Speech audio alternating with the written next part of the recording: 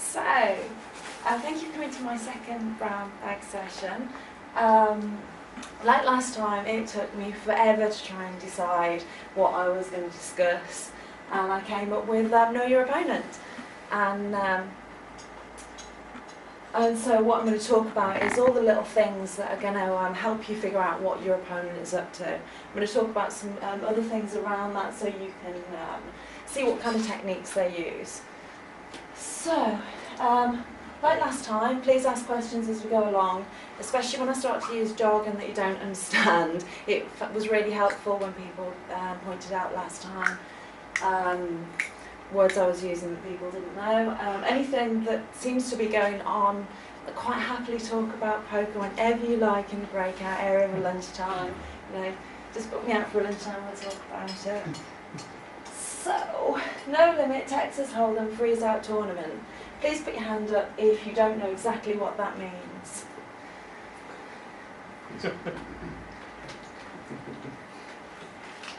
So, that shows the people that either weren't here for my first session or were asleep. I seem to refresh it. Freeze out. The freeze out, I think, wasn't covered on the last one. It was. Promise you it was. Okay, I wasn't paying I was hoping that someone was going to say yes, I understand that, so they could explain it to other people who weren't here. So no limit means there's no limit on how much you bet. In one hand you can bet all of your stuff. Texas Hold'em is the style of poker where you hold two cards and there's three on the flop, then one on the turn and one on the river in order to make the hand. Freeze out tournament is where once all your chips have gone, you're out. You can have a rebuy tournament where when you're out you can rebuy more chips for that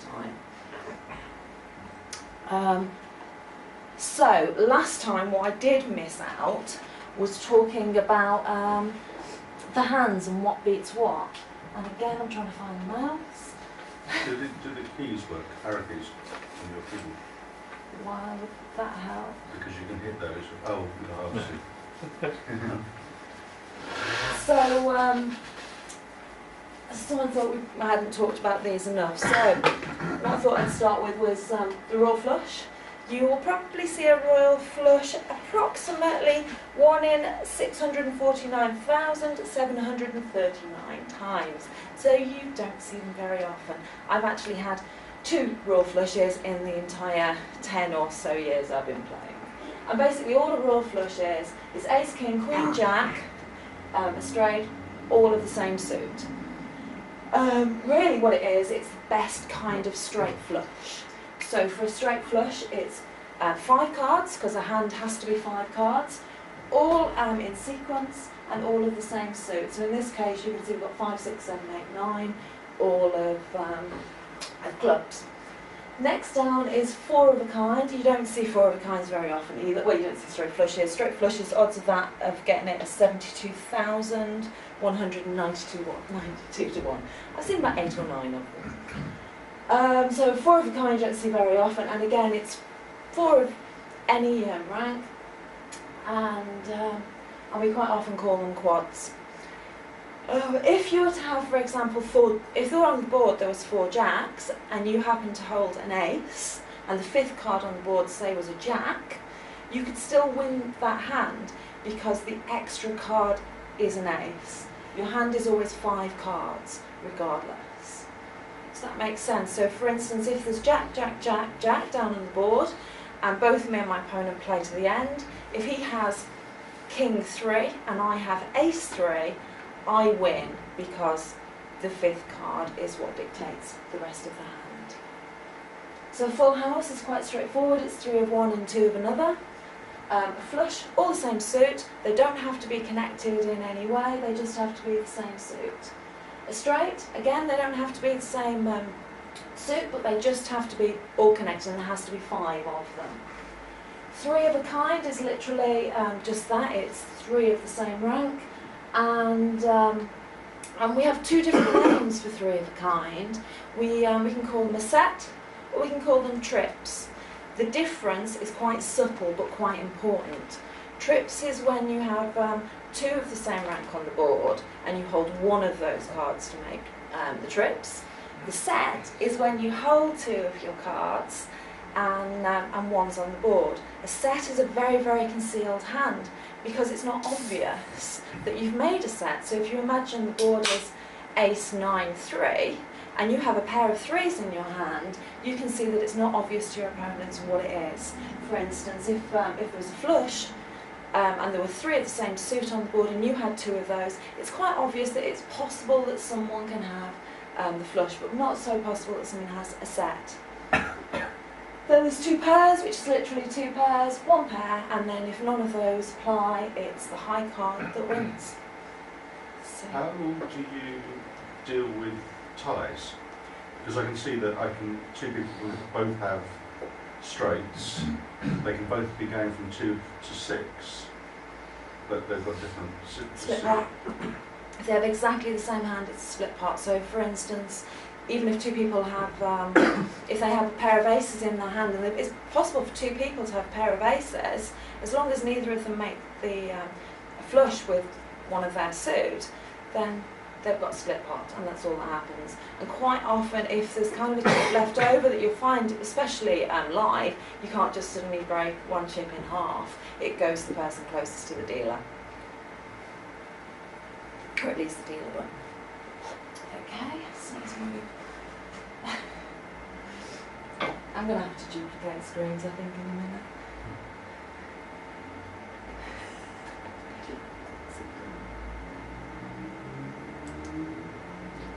Okay, so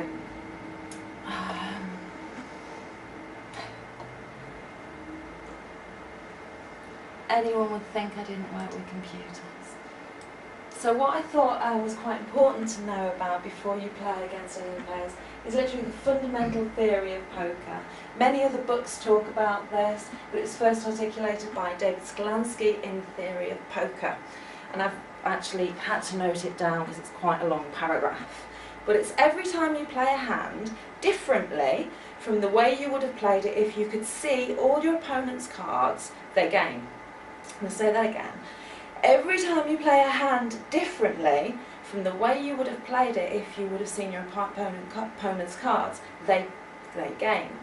And every time you play your hand the same way you would have played it if you could see all their cards, they lose.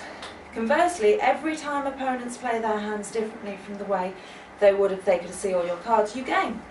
And every time they play their hands the same way they would have played if you could have seen all the cards, you lose. Does that make sense?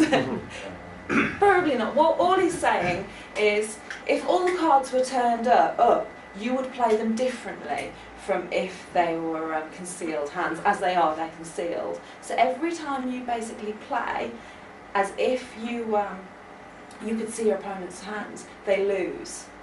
So I've got an example of this now, of where I monumentally lost a hand. Based on the theorem, the fundamental theorem of poker, I lost this hand, and you'll hopefully see why when I can get my mouse to do as it's told. Okay, so just give me 2 seconds while I just bring this hand up.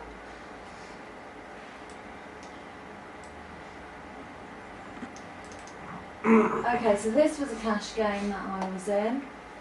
You can see I'm here with Jack 10, and my opponent has King King. So I hope you can all see that he has the far better hand than I do. I have a hand that I probably rarely play. So the guy under the gun, the first person to speak, folds. The next person folds. Obviously he's got King King, he's going to raise. He folds. Now, if I could have seen his hands, I would have folded.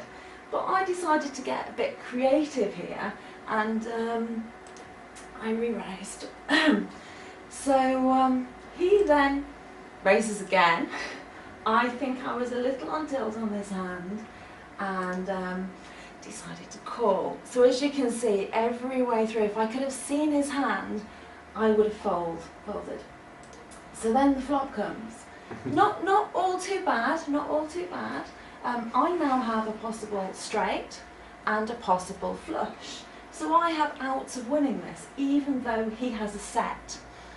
He has 3 of a kind, and it's not so obvious what he's got. So I know what the odds are that I can play this hand, and I want a free card, which is why I check. So I check. He bets.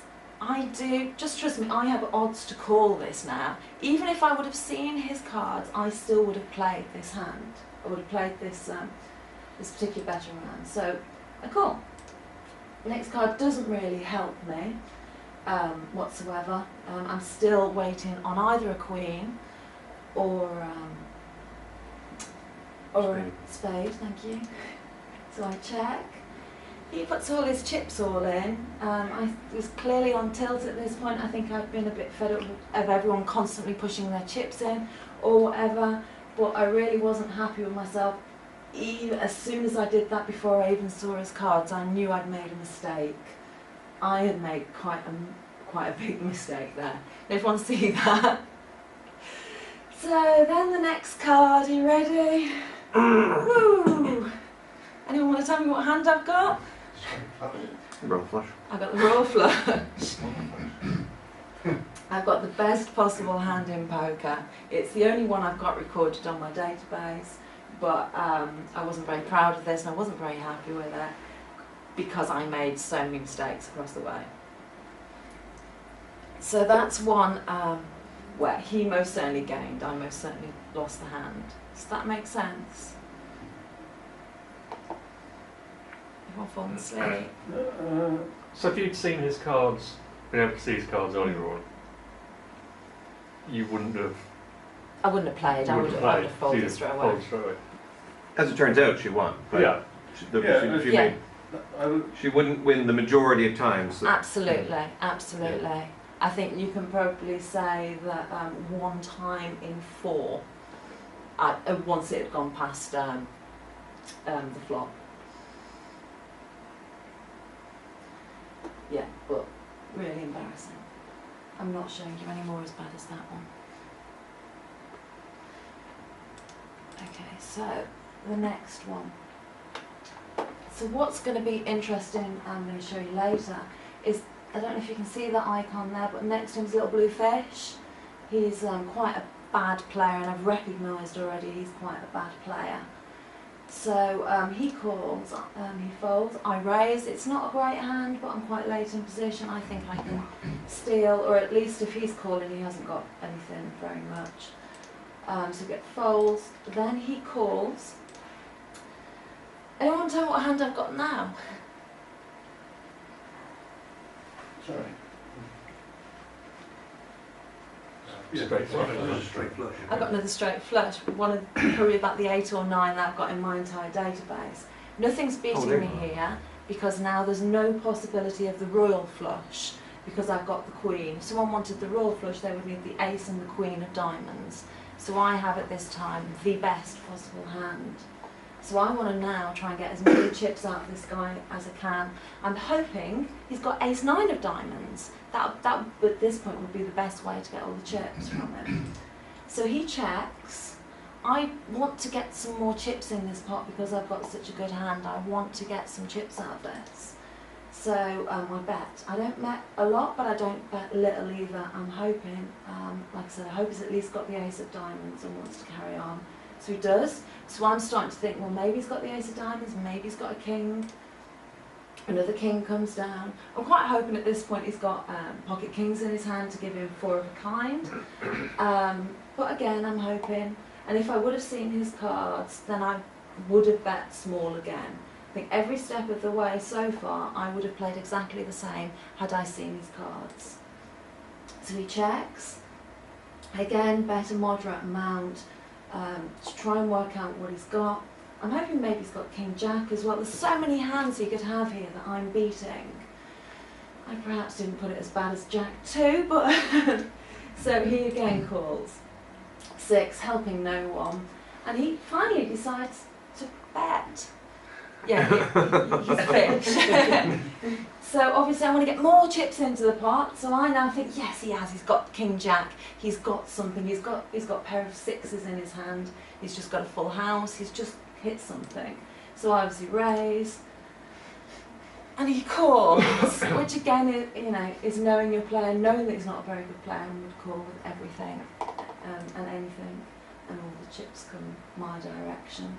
And that's an example of where I win, because if I would have bet too much at any of those points, he would have folded his cards. What was the blinds at that? I think, and this was a 5 cent, 10 cent game. It's a cash game. Okay.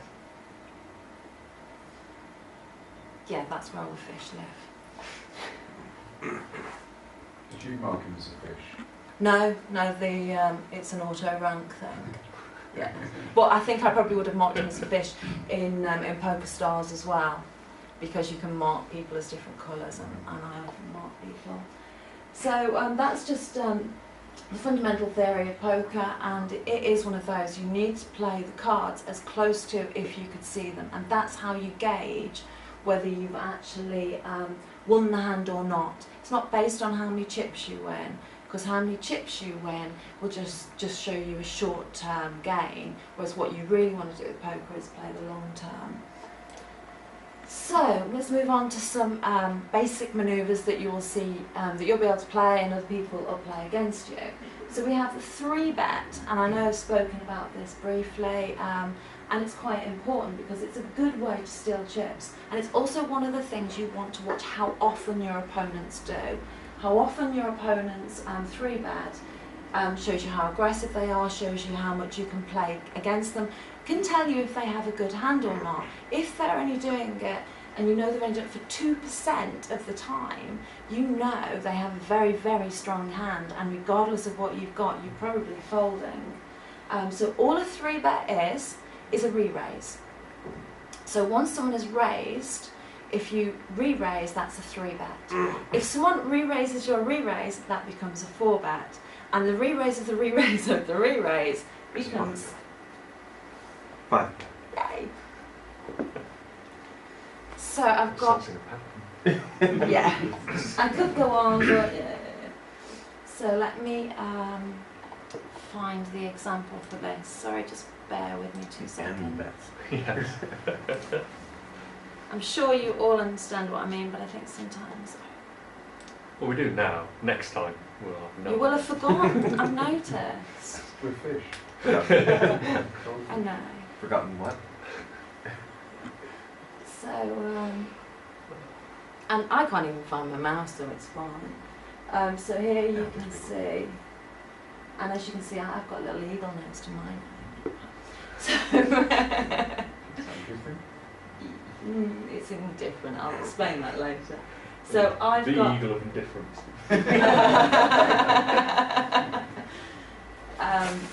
So I'm on the small blind, as you can see. I'm already in 15. Get lots of folders going around. We've got this guy here who he raises 3 times. He raises up to 90. He's quite a timid player, which I already know about because I've already played about 60 hands against him.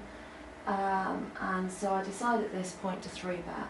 A standard 3-bet is somewhere between 2.5, maybe 3.5 times what the original raise was. So I went for quite a small re-raise there, hoping to take the pot down, and I do.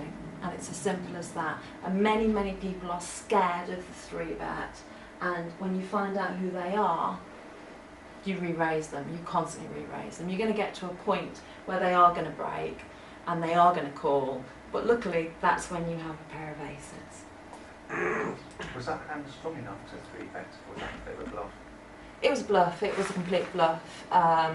It wasn't strong enough to go anymore. It's because I knew the player. It's because I knew he was very weak and very timid. And I probably, and I'd seen him fold quite a lot previously. So that's the 3-bet. Now we have the continuation bet. Now the continuation bet was something that Dan Harrington brought up in his book, Harrington on Hold'em. I thoroughly recommend it to anyone who's interested. And it seems to have carried on. Everyone now knows about the continuation bet, or as we call it quite often, the C-bet. And all it is once someone has raised before the flop, they will make a bet after the flop. And it's just carrying on what you did. And quite often, it's interesting, you can take down the pot. although it is a common thing now and a lot of people know it, a lot of people do tend to call it. But I'll show you an example of continuation bet.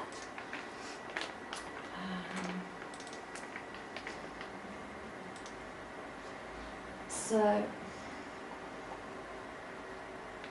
I've got Queen Jack suited in mid position. Again, it's almost a bluff. I perhaps wouldn't, or I would sometimes fold this hand here, but I might not have played a hand for a while. So I decide to raise, get some folders, get a big blind who calls. Obviously, I've got absolutely nothing at this point. He checks.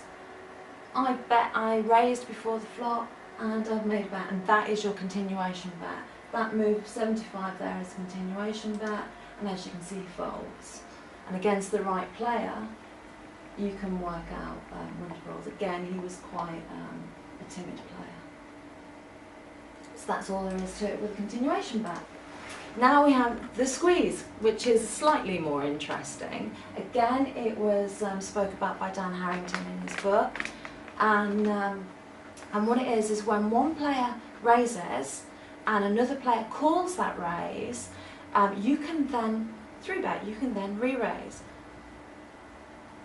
The reason why that's such a strong move is the original raiser has to look to the person he has to look at who's left to speak. He's got someone who's already called his raise, and he's got someone who's raised it.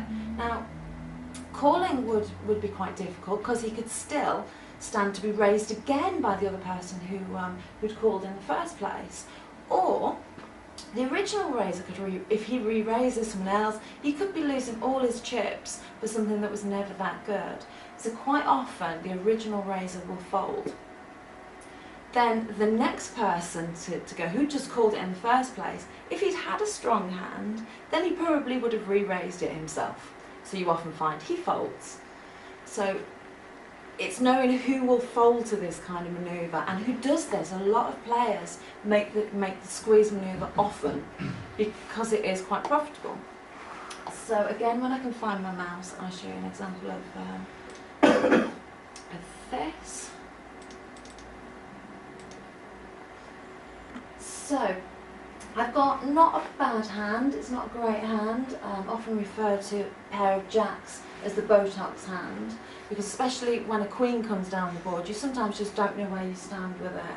So it is a really difficult hand to play, which is another reason for re-raising this. So we have the guy under the gun who raises, we have someone who just calls his raise, and then as I suggested, I make a squeeze manoeuvre, I 3-bet, I re-raise, we get some folds going around, and again this guy, he probably sat and had to think for a while. It's a shame I can't show you the timings for him waiting, but at this point he's looking and thinking, what's reminder got? He's already called me, could I stand another re-raise? And you can see that he then folds. The other guy probably didn't have a strong enough hand anyway, so he also folds, and that's the squeeze manoeuvre. Does that make sense? Any questions? So, now we move on to the players. So there are different types of players, and I tend to categorise them like this, into these particular areas. So a loose aggressive player is one who's playing around about between 25 to 40 hands. So if they're loose, they are just, they're playing lots and lots of hands. And the aggressive part means they're raising. They're constantly raising, they're constantly betting. What you have to watch with a loose aggressive player is if they suddenly start calling or suddenly start checking and stopping being aggressive. That should raise alarm bells. As someone that you've already witnessed who's already raising, already doing all this, if they suddenly stop doing that and they're calling and they're just checking, be aware they've probably got a very strong hand and they're trying to reel you in for more chips. So by knowing in the first place that they raise quite a lot can indicate that they've got a strong hand. Conversely, we have a loose passive player. Again, he's playing between 25 and 50 hands. He's playing 40 hands. He's playing an awful lot of. He's playing an awful lot, but passive. He's not raising, he's more calling, he's more checking. He's just, he's folding quite a lot to anyone else with any aggression. Suddenly, if this guy starts raising you, be alert, be worried. He's probably got a hand. And so it's just by paying attention and watching what they're doing, you're able to work out what they're up to. Tight aggressive, which is what my symbol means against me with the little eagle. I'm a tight aggressive player. I play roughly between 15 and 25% of hands. So I play a higher rank of hands than your loose player would play. But I'm still playing them aggressively. I'm still raising. I'm still betting.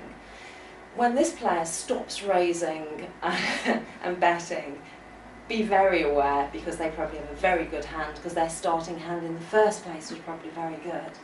And then you have a tight passive player, probably one of the worst players in the game, because they're not playing very many hands, and they're also not playing them very strongly. They're not likely to win any hands. And then we have the nitty player. The nitty player does not play very many hands. They probably play less than 10%. Some of them I've even seen are just waiting around for pocket aces or pocket kings. As soon as they enter the pot, if you haven't got aces, fold. However, if you do have a good hand, because they've been sat around waiting for a good hand for so long, they probably will find it very, very difficult to let go of their hand.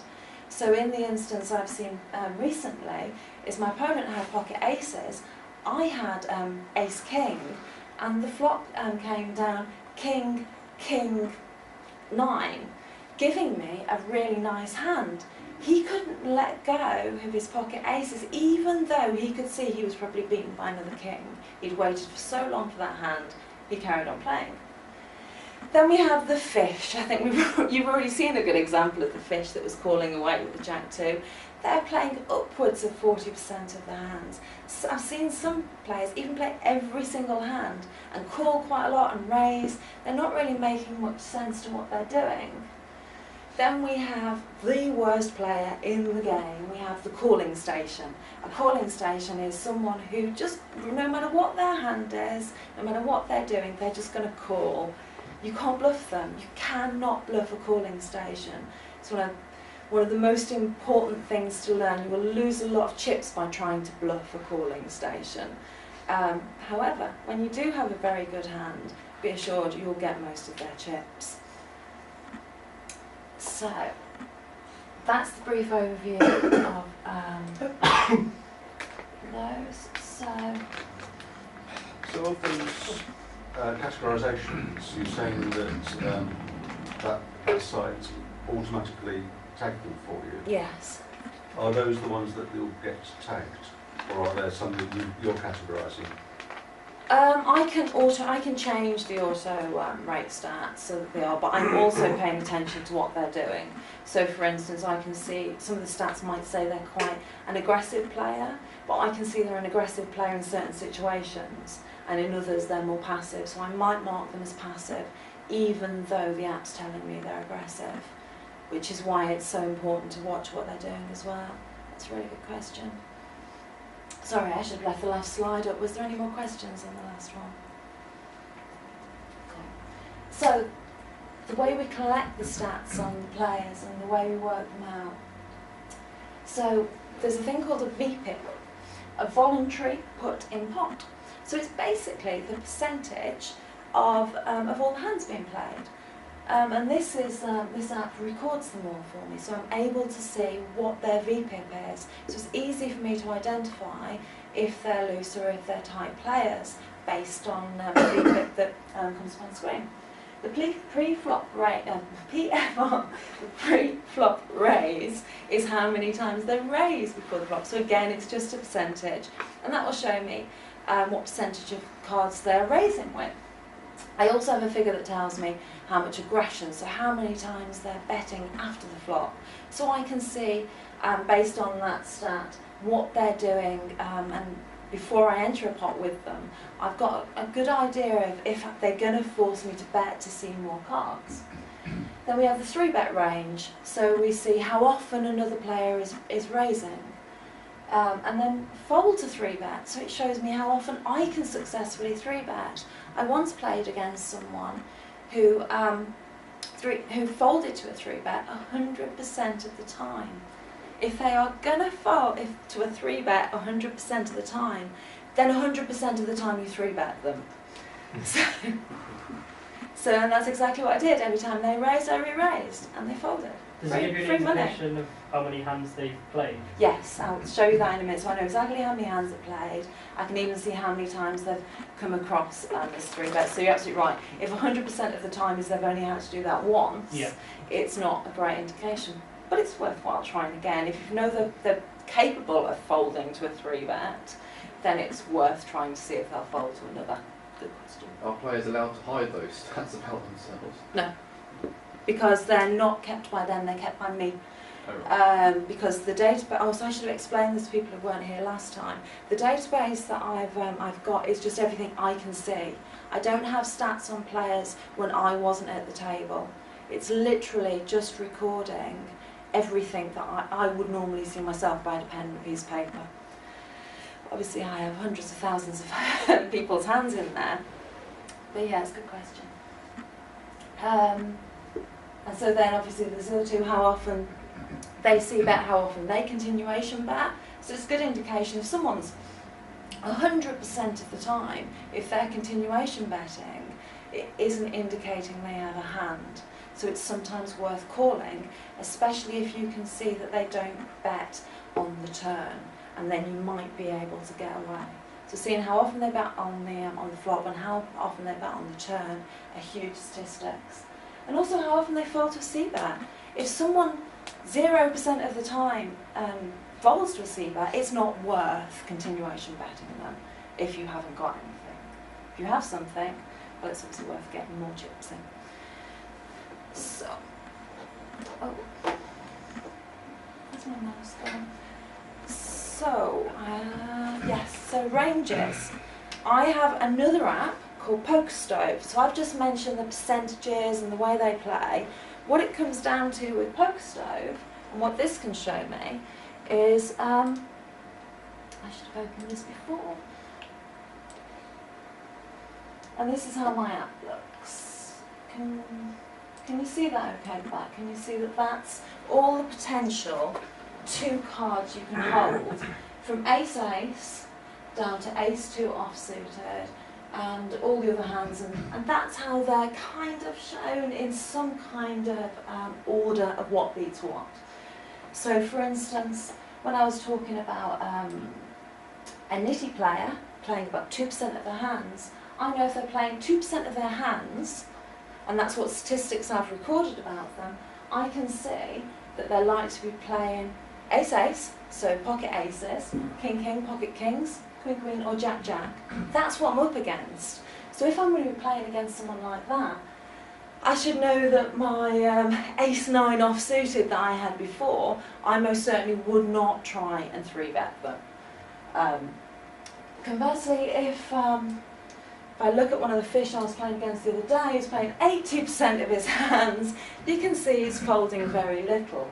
And in fact, you can probably say he could be holding any 2 cards at any time. It's not a strict guideline.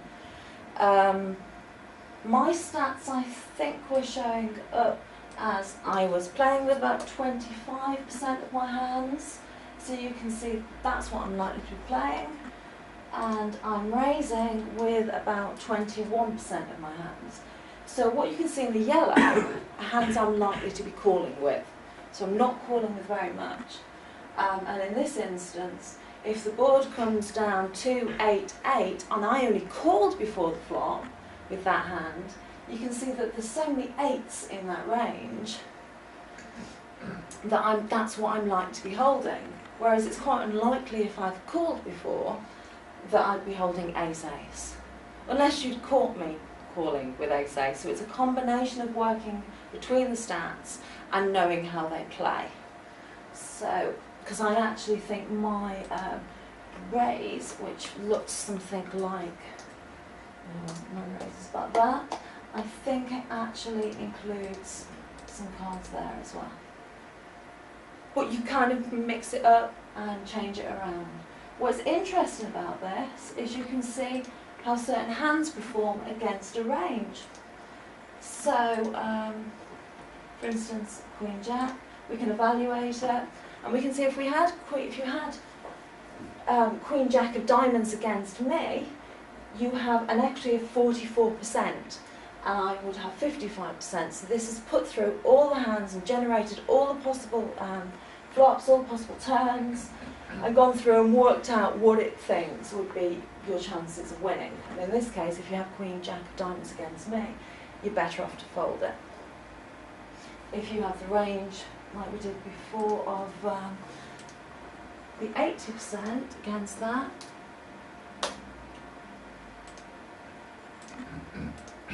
you can see you have a better equity and you're better off to play it. Does that make sense? Any questions? This is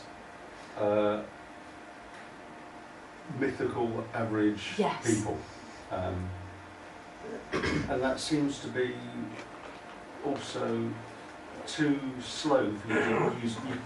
Is that too heavyweight for you to use during a game to assist you? I would be likely to do it after. I'd be likely to be looking at my analysis. I often have this running, so when I can see what their, I often have this here, so I can see what their VPIP is. I can see what their kind of average hands look like. So, if, for example, let's put that down. So sometimes I'll come and check if they've got a 3-betting range of 8. I want to kind of see, oh, is my King Jack playable? Well, it's about there, probably not.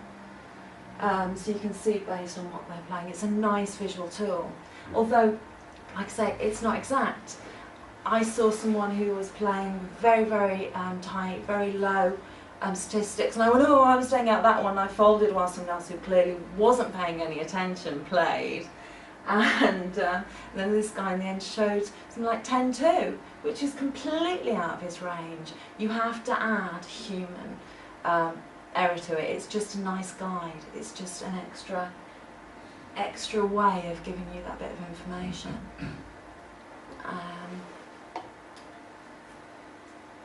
So, I think I have, yes, let me find this particular hand, because like the full house which I showed you before, which sticks out in my mind as one of my worst played hands, I've got a hand which is quite nice, which sticks out in my mind as one of the better hands I've played, and also shows how good it is to play stats. So, as you've probably spotted here, I'm not doing as well as Nicholas Walsh. And what I'm going to show you here is what some stats are. So next to where it says pink, it shows 10k. That's how many hands this has recorded me playing. So it's recorded me playing 10,000 hands. I played against this guy here who is a very good player, and he played 1.2 thousand hands, so that's how many hands I've recorded on him. Got quite a lot of information against him. This number here is the VPIP I was talking about, so I can see he plays 21% of hands. I'm playing 25% of hands, so I was talking about before. And he's raising with 18% of hands. So if I show you again what that looks like. So,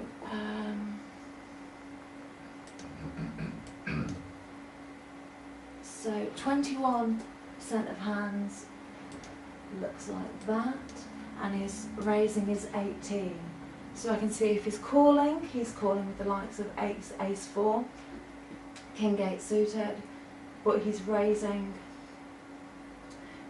with almost everything, like king 10 off suited, queen 10 off suited. And I've got quite a lot of hand histories, and I'm like I say 1.2 thousand, so I'm quite confident in the kind of information I have here. And also I can see that he's 3-betting, he's re-raising, that third figure along, the fourth figure along there at 8.7, and that's what he's re-raising with. He 3-bets with that kind of range. I can see he's fairly aggressive, he's got an aggressive ratio of 3.8.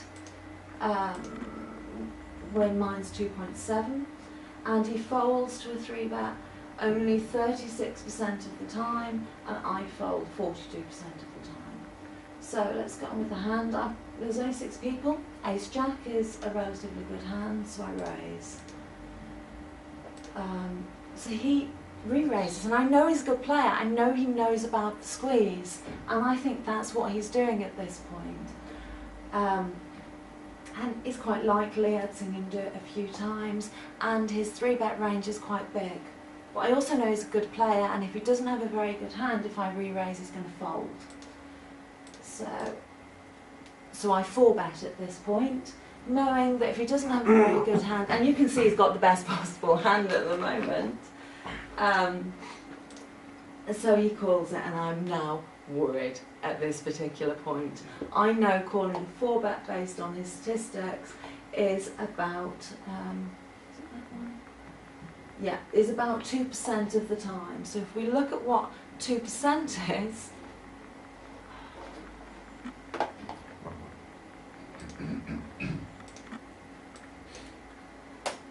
it really is very, very little. I would actually say from watching him play, and again this is putting my own interpretation onto it, that it's probably more likely that he wouldn't do that with the jacks. He'd probably do it with ace king.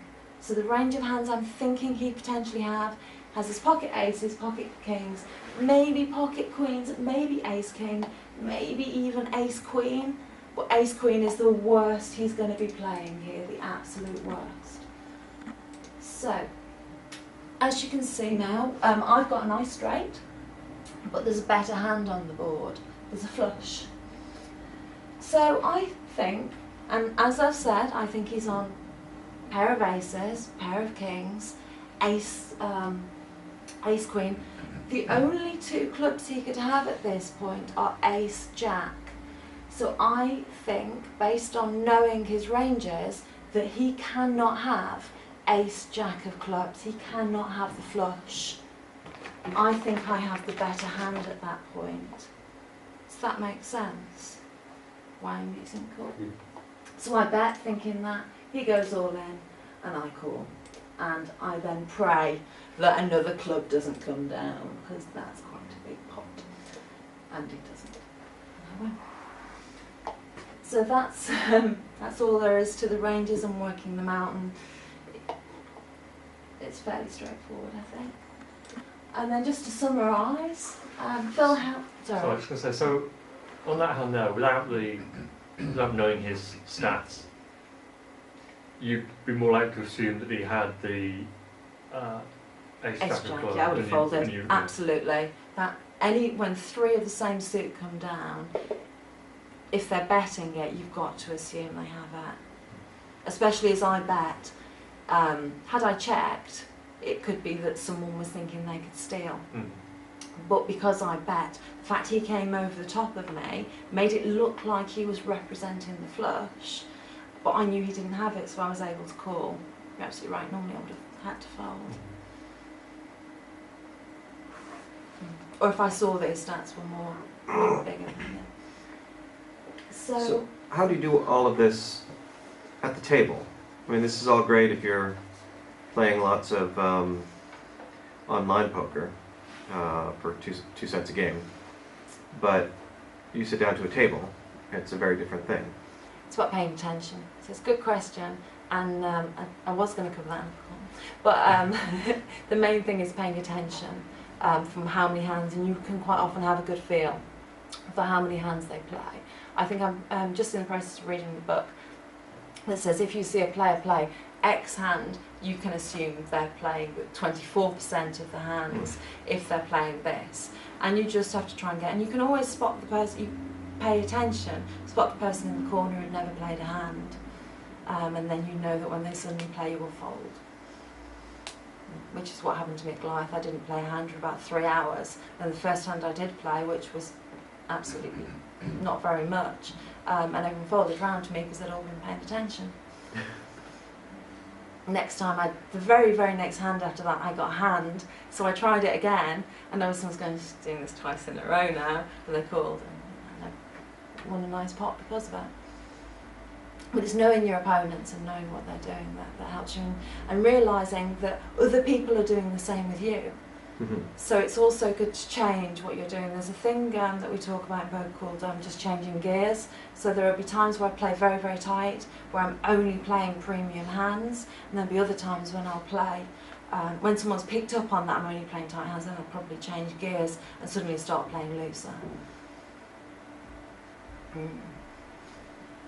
So Phil Hellmuth in his book identified animals to help you work out who to play against. It's a very simplified version of what I was talking about earlier, but the mouse is someone who doesn't play very many hands, and like I say, someone who doesn't play very many hands only get involved in pots with them when you've got a good hand, when you can play against them, or if you've seen that they're quite passive and they will easily fold a hand after the flop. That's also another reason. But generally, if a mouse is playing, I won't bother, they've probably got something that beats me and I'm just giving them chips. Then we have the jackal, and the jackal's quite an interesting animal to describe this poker with. And he's basically someone who's just constantly raising or not really knowing what he's doing, and he plays far too many hands, and he seems quite reckless and doesn't seem to be having any rhyme or reason. He's just reckless. Even when he's got nothing, he's still calling, he's still putting chips in the pot. And that the jackal is where the mouse gets most of its chips from, because anyone who's paying attention will know not to play against the mouse. The jackal probably isn't paying attention, and that's where the mouse gets all the chips from. Then you have the elephant. The elephant just kind of is, you know, big in the way, as you can imagine. It's what we call a calling station. So it's as I described a calling station before. Don't bother to bluff them, but if you have a really good hand, be assured that you'll get lots of chips from them. The lion is someone who knows when to raise, knows when to fold, knows how to play a steady game. Again, only really get involved with the lion with good hands. And the eagle is what Phil Hellmuth describes as the top 100 players in poker in the world, because they swoop down and take the pot. And that's as much as he tells us about the eagle. And I think that briefly covers it all. Do you have any questions? So you're an eagle? No, I'm a lion. I'm not in the top 100 players in the I world. thought you had an eagle icon. I did, but that was to show that's a different animal system. Yeah. So yeah, my eagle shows that I was tight aggressive. Although you could see on the last hand it was showing me as loose aggressive. That was the dice. That was the dice, yeah. Loose aggressive. And the mouse is someone who's passive. And there's one, and a rock is someone who doesn't play very many hands.